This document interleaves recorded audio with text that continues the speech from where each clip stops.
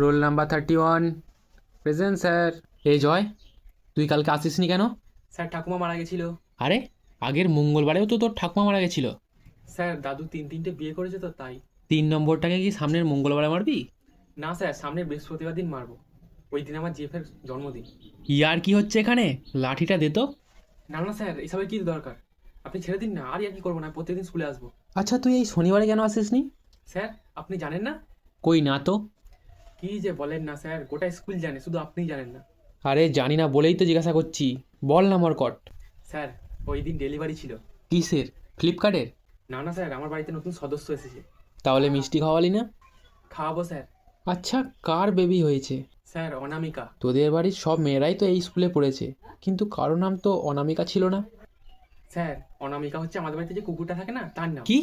কুকুরের বাচ্চা হয়েছে তাই স্কুলে আসিসনি? আরে তোকে না না তো স্যার, আজকে সরি মেরেই স্যার। ফেলবো।